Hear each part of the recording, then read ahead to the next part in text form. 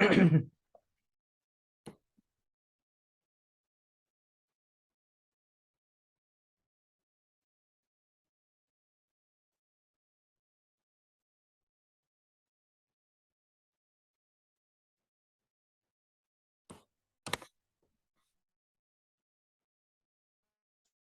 alaikum wa rahmatullahi wa barakatuh, and welcome back to our Hanafi fiqh class. We're doing the kitab known as I'ala Sunan of Maulana Zafar Ahmad Thanvi rahimahullah. And tonight, inshallah ta'ala, we are entering into a new chapter from the chapters of Tahara. So without delay, let's begin. Bismillah walhamdulillah wa salatu wa salamu ala rasulillah wa ala alihi wa sahbihi wa man wala. So we are here in volume 1 on page 337. We are starting tonight أبواب المسح على الخفين باب جواز المسح على الخفين واشتراط الطهارة له وخلعهما من الجنابة. That's the main chapter and the subchapter. So the main chapter is أبواب المسح على الخفين, the chapters with regards to wiping over the khuffain, the leather socks. The chapter in particular here is Babu Jawazil Mash, the chapter that it is permissible to wipe over khuffain, and if the condition is that you have to be in a state of purity when wearing it, and وَخَلْعِهِمَا, and that you are required to remove it if you happen to fall into a state of janaba, meaning requiring a farad ghusl. So that's the summary. The heading itself already teaches you a particular mas'ala, or masail at least. But let's read the ahadith. Hadith number 310. عن صفوان بن عسال رضي الله عنه قال: كان النبي صلى الله عليه وسلم يأمرنا إذا كنا سفرا يعني مسافرين. حضرت صفوان بن عسال رضي الله عنه, famous Sahabi. He was the Sahabi who used to go around with the caravan. As the caravan of Rasulullah sallallahu alaihi wasallam would travel, he would be there to make certain nobody got left behind, nothing was dropped, anything that was dropped, he would pick it up and bring it. That was Hazrat Safwan radiallahu anhu. So in any case, he said, Rasulullah sallallahu alaihi wasallam commanded us that إِذَا كُنَّا سَفَرًا, that if we were musafirin, safaran means if we were in a state of safar, if we were musafirin, if we were travelers in simple terms, Allah nanzi'a, that we should not remove our khuffain, khifafana, plural, our khuffain, ثلاثة أيام ولياليهن, for 3 days and nights, إلا من جنابة, except if you fall into janaba. If you fall into janaba, then you have to remove your khuffain because you have to make a ghusl.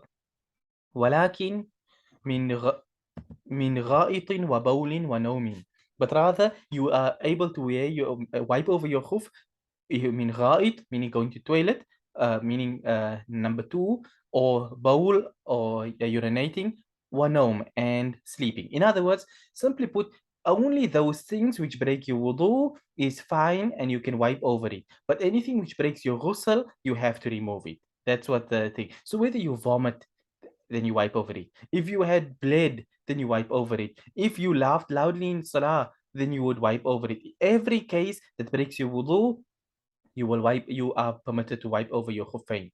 But anything which breaks your ghusl, there's no wiping over in that case. أخرجه النسائي والترمذي واللفظ له وابن خزيمة وصححه كذا في بلوغ المرام. Imam al-Nasai, Imam Tirmidhi, rahimahumullah, they both reported, and the wording is that of Imam al-Tirmidhi, and Imam Ibn Khuzaymah reports it as well, and they have graded it as being authentic, like it's mentioned in Bulugh al-Maram. Now there's 3 more ahadith. Let's do the 3 ahadith, and I can give some perspective to this chapter before we end for the night. So 311 عن أبي بكرة رضي الله عنه عن النبي صلى الله عليه وسلم أنه رخص للمسافر 3 أيام ولياليهن وللمقيم يوما وليلة. Hazrat Abu Bakr, this is not Hazrat Abu Bakr radiyallahu anhu, it's a different Sahabi, Hazrat Abu Bakr radiyallahu anhu. He said that Nabi sallallahu alayhi wasallam rakhasa, an important word over here, rakhasa, means it is a rukhsa, it is a concession which has been given for a musafir, a traveler, to wear his khuffain straight for 3 days and its nights. وللمقيم, and for a person who's at home, meaning a resident, then يوما وليلة, 1 day and 1 night. 3 days and 3 nights for a traveler, 1 day and 1 night for a resident. إذا تطهر فلبس خفيه أي يمسح عليهما. If he was in a state of purity and he wore his خفين, then he can wipe over it for that amount of time.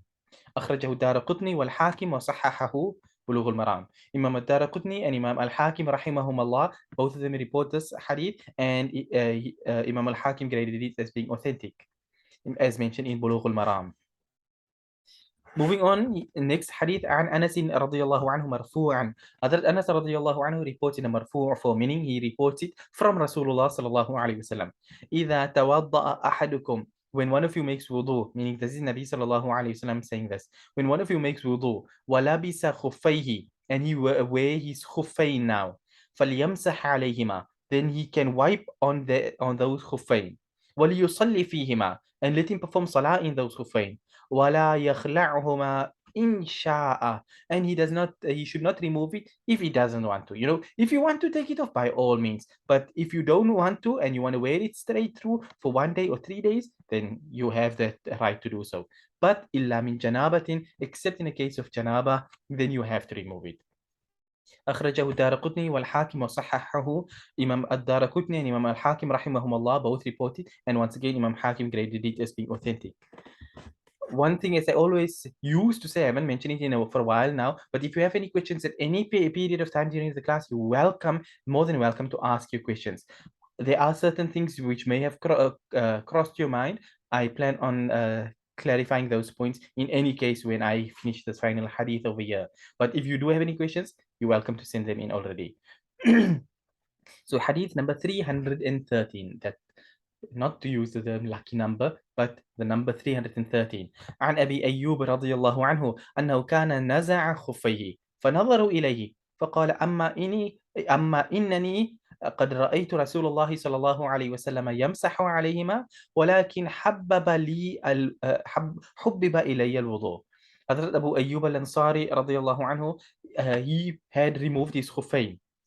He had sufficient time, but he took his khuffain off, and the people looked at him. So he said, as for me, I saw Rasulullah sallallahu alaihi wasallam making masah on khuffain, but I prefer wudu. In other words, so if you wanted, it's not a command, and hence why I told you earlier, rakhasa, that rukhsa, a concession, not an azima. It's not a demand that you must wear it for 1 day and night. You must wear it for 3 days and 3 nights. It's a concession. So if you don't want to wear it and you want to, anytime your wudu breaks, maybe you're wearing it only for the cold. So whenever your wudu breaks, you take it off and you make wudu, 100% fine.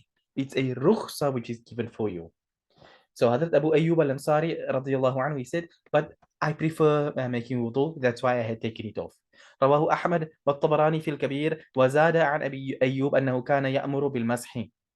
Okay, reading it part for part, Imam Ahmad ibn Hanbal rahimahullah reports this hadith. Imam al-Tabarani rahimahullah reports it in al-Mu'jam al-Kabir, and in there it has slight extra wording, which is, it's mentioned from Hazrat Abu Ayyub radiyallahu anhu أنه كان يأمر بالمسح على الخفين ويغسل رجليه. That Hazrat Abu Ayyub radiyallahu anhu, he used to give the command, not the command, but he used to advise the people and teach the people about wiping over khuffain. But then he washed his feet. So he said, you are permitted to wipe over your khuffain, and you can wipe over your khuffain and things. Then the people see him and he is washing his feet instead of wiping over his khuffain.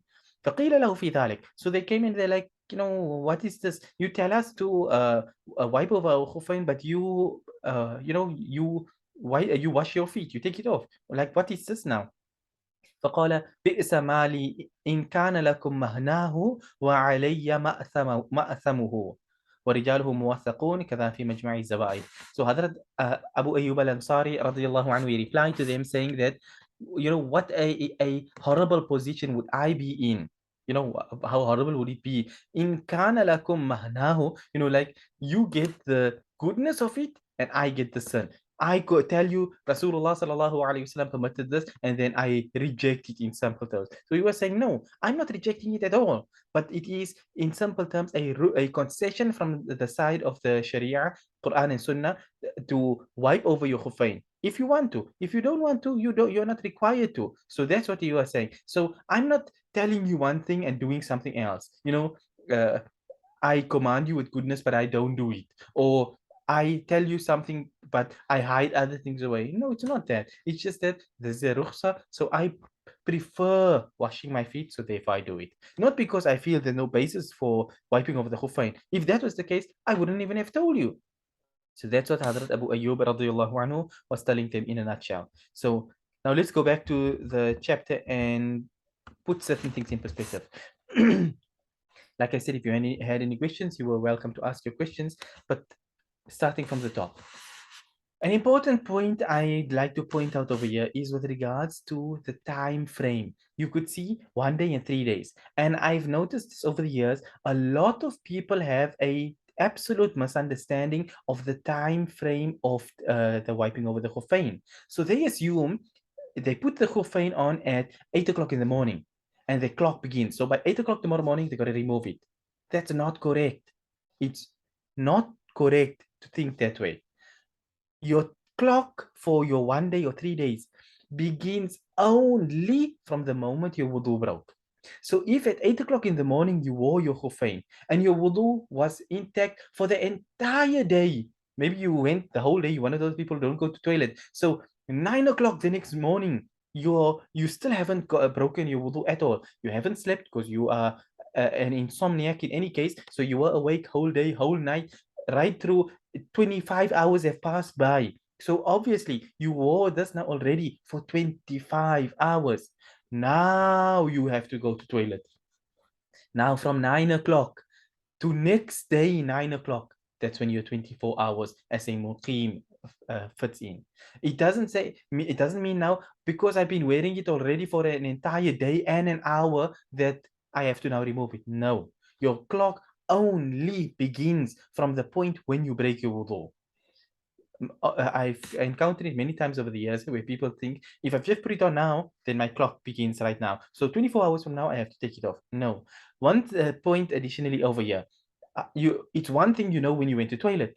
It's one thing when you've bled or something like this. Generally the time. Okay, my wudu is broken from this point here, for example.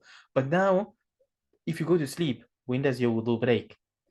Simply put, if you get the minute you say, let's say it's 10 o'clock, I'm going to bed now, then you consider 10 o'clock as the time when your wudu broke. You're not going to say, well, maybe I was drowsy, dozing off, half asleep there. We say, no, 10 o'clock, 10 o'clock. So by the next night, 10 o'clock, that's when your khuffain have to come off now to wash your feet. You cannot wipe over beyond that point. Maybe you really fell asleep only at 10:30, but we're still going to work at the 10 o'clock, which was the time that you had gone to bed. So that's one point. Another thing is the in reality, a person should not be taking it down to the seconds. So it was at 12:42 and 35 seconds. So that means tomorrow, 12:32 and 45 seconds.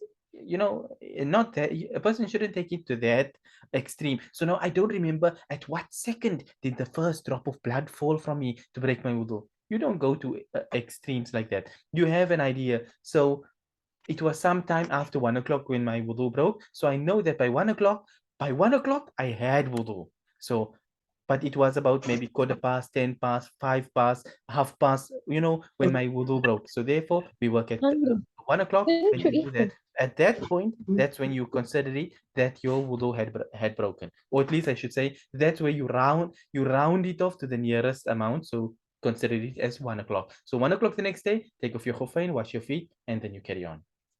That's there. Then now we come to another point, an important point as well, which is with regards to khuffain. What is khuffain? Khuffain in its actual essence are leather socks. So when you have leather socks, it means you can go into any of the shops around the world that sell khuffain. And whether you buy in South Africa, you get the Azad brand, you get the Dioban brand, you get some nameless brands also, but the point being, it is leather. There are certain criteria and conditions that the ulama have put down for something to be regarded as being khuffain. So let's start with the first thing, which is khuffain. Khuffain is that which is made out of leather. So other things are not deemed as being khuffain per se. You have khuffain and then you've got jawrabain. Jawrabain is something which you will do at a later stage, perhaps inshallah. But right now we're focusing on khuffain. But nonetheless, so what you come to, let me just digress here one little bit shortly. You understand, you heard me now say it is leather socks, but now you are aware of the fact that on the market in today's world there are a number of other things also there which are marketed as being wudu socks, for example. So you've got wudu socks, you've got taki socks, you've got scuba socks, used to have sealskin. Sealskin left South Africa, they're still in America, but so you've got sealskins, you've got there's a number of brands, I can't remember them all, but nonetheless, so you can feel the sock, it's like a cottonish type material on the outside, so it's not leather in that sense. And obviously the scuba socks are made out of neoprene, so there's no leather involved at all. So what is the ruling with regards to things of this nature? These things fall under jawrabain, which is that you can make masah on certain things if they meet the criteria of khuffain.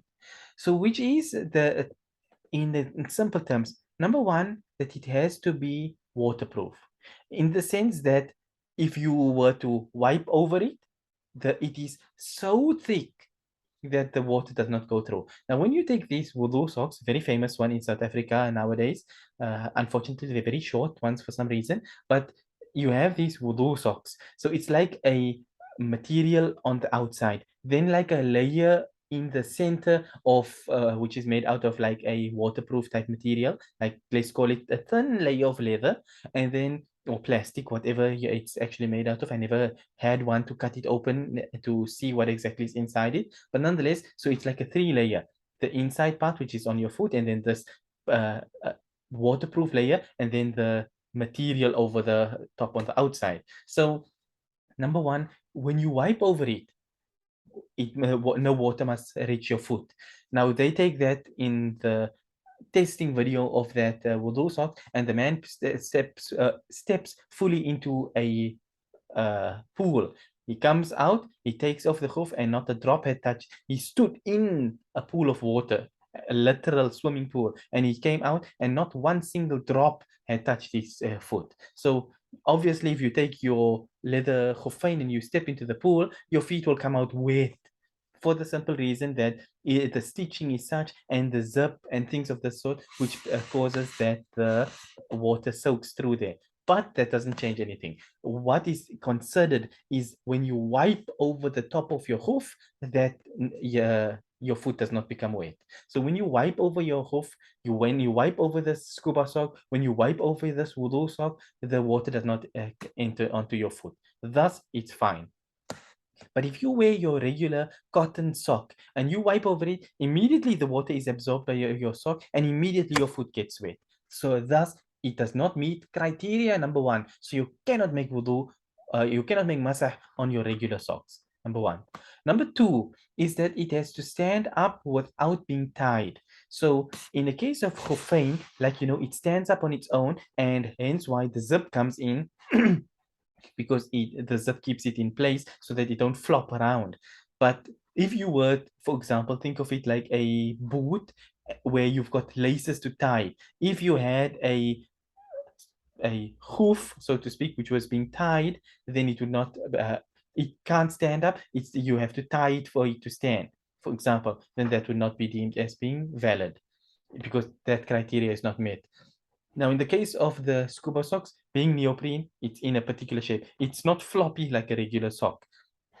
Even the wudu socks and these sort of things, they are not floppy. You can literally hold one of those in your hand and the leg part will stand up. So it's not being held up by elastics or by any elastic or anything for that sort. It's not being held up and held together. Thus, it meets criteria number two. Criteria number three, that you must be able to walk a X amount of Shar'i miles in it without it breaking.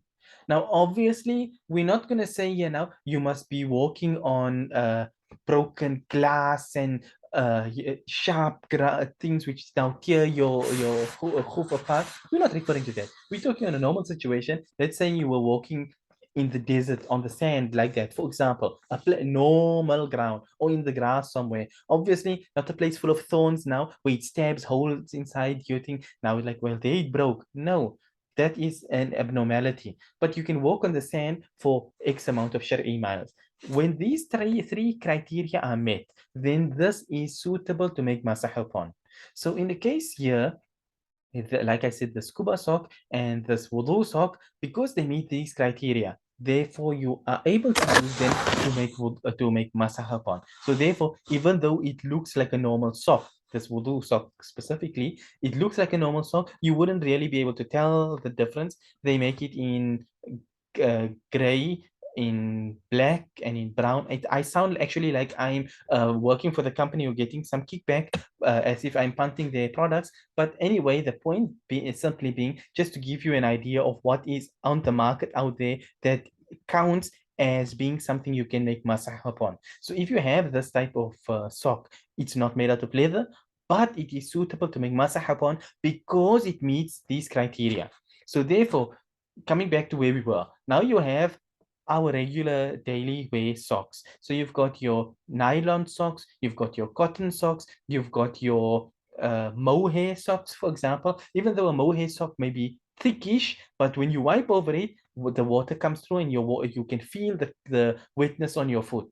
And therefore, these things are not valid. Now, one additional point over here, as far as the Hanafi madhab is concerned, as far as the Shafi'i madhab is concerned, as far as the Maliki madhab is concerned, and even as far as the Hanbali madhab is concerned, a sock which does not meet these criteria will not be valid. Yes, there were obscure opinions. For example, maybe Imam Ibn Hazm al-Zahiri, the Zahiri madhab, yes, Imam Ibn Hazm held that opinion that anything, and he makes, even if you are Cinderella wiping over your glass slipper over there, then it's also okay. But that's in the Zahiri madhab.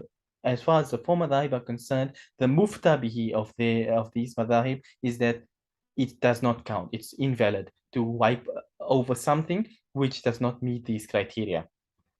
So now, which is now the situation people don't want to hear, which is that when you have a case of, how to call it, you have a man and you see him coming to a masjid and he wipes over his cotton socks. You know it's the normal type of socks, and he wipes over it and he goes in front to lead the salah. You cannot perform your salah behind him. Why? Because you are aware of the fact that he does not have wudu because he wiped over his sock. This is where one issue comes in, one problematic issue, which is the fact that now, if you look at these socks, I suppose you can say this is the good part of it. This wudu sock, it's got a particular logo on the side, so you can look at it. And like I said, they only had 3 or maybe possibly 4 colors, or they were working on a 4th color, but anyway. But nonetheless, so you can look at it and you can say, okay, it's one of those wudu socks, it's fine. But if you see the person is wearing a normal sock and you see it get wet when he wipes over it, then you say, straight, no, I cannot perform salah behind this man.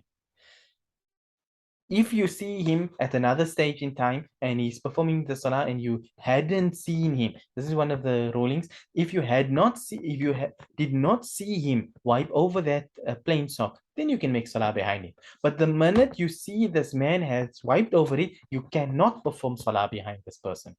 It's like you see the man just came from the toilet and he came to lead the salah and he didn't make wudu. You can't stand behind him. So the ruling is, it doesn't matter if some Salafis hold this opinion that the wiping is valid. Maybe they can consider it valid amongst themselves. But as far as the madhahib are concerned, such a wiping is not regarded, and the wudu would be invalid. So we cannot perform salah behind such a person. It's an important point. People don't like to hear it because they feel, you splitting, and it's not. So yes, and I'll add it here. If a person comes on Hajj and you see the Imam of the Haram had wiped over his cotton sock, you cannot perform salah behind him. The deen does not work based on what the Imam Haram does. The Imam Haram has to coincide with what the deen says, not vice versa. So that's in a nutshell, the rulings with regards to the Khuffain. There are certain other things which we will touch on in the future chapters as we go forward, but you get the picture. They've, like I say, you can go and there's tons with regards to the rulings of Khuffain and everything of the sort. But simply put, as long as you have made one additional point I must point out over here, if you have worn your Khuffain in a state of wudu, and then you took off your Khuffain in a state of wudu, and then you put your Khuf back on, you can still wipe over that Khuf without a problem. Why? Because we consider the point when you had put it on that you were in a state of wudu. So therefore, it's not a problem. But if you were in a state of wudu, and then your wudu, you put it on at 8 o'clock in the morning in a state of wudu, and at 9 o'clock in the morning, your wudu broke, then you wiped over your khuf, then you took your khuf off for some reason or the other, your foot was itching, for example, you took the khuf off, boom, now you have to remove your other khuf as well and wash your feet. You can't now say, but I wiped already. I already made masah on my khuf. So, now I'm putting it back on. No, it doesn't work that way. The minute the khuf comes below your ankle, gone. Now so to say, your wudu, which was there, is gone because the thing which was, if you picture a scene in your mind of, let's say, a black aura covering a person, and then you have this white aura which covers your feet. So, it's like the blackness is trying to get in there, but the khuffain holds it back from entering. But the minute you take the khuf off, the evil comes in. That evil is the hadath, the state of impurity of having no wudu. It enters onto your foot, and now boom, now you have to remove your khuffain and wash your feet. If you wash your feet, boom, your wudu is intact. You don't now have to make a whole wudu. Again, sometimes people have this concept in their mind. They think, if I remove my khuffain, I have to I have to make a full wudu. Or if 24 hours have passed by, I have to make a whole wudu. No, you don't. Once your 24 hours has completed, you just take your khuffain, provided that you were in a state of wudu, having wiped your khuf at that point when your 24 hours expired. So you remove your khuffain, you washed your feet, you put it back on, 24 hours is starting afresh, the next time you break your wudu. That's how it works. So, like I said, it's not something which is difficult. It's straightforward and simple. And if you just stick to it, it's very easy to do it, and it's something which men and women both can do. So if you are a woman at home, you can make masah, you can wear khuffain. If you are, let's put it this way, if it's cold and it's winter and you don't feel like washing your feet in the morning, Fajr time, because the water is always ice cold in the tap. So therefore you feel, you know what, I'm going to sleep with khuffain on. It's not a problem. As long as you slept in a state of wudu, when you get up for your tahajjud or you get up for your Fajr salah and you wipe over your khuffain, it's 100%. It doesn't have to be only on a journey. When you are at home, you can do it. If it's for the cold, you can do it. If it's because you're lazy, you can do it. If it, for whatever reason it is permissibility, that general rukhsa, the general concession applies in all of these cases. So I haven't received any questions, so I assume that everything is pretty straightforward, standard. So therefore, we will end on this point here then for tonight, inshallah ta'ala. That is the end of this first chapter. The next chapter will, over the couple of chapters which will follow, we will touch on certain things which I have already explained tonight, but I figured since we are going to enter, maybe next week you are not here or whatever, then at least you have an idea of how the rulings with regards to the khuffain work. But that being said, we end then for tonight, inshallah ta'ala. Until next time, we end and we say, وصلى الله وسلم وبارك على نبينا محمد سبحان الله وبحمده سبحانك اللهم وبحمدك نشهد أن لا إله إلا أنت نستغفرك ونتوب إليك والسلام عليكم ورحمة الله وبركاته.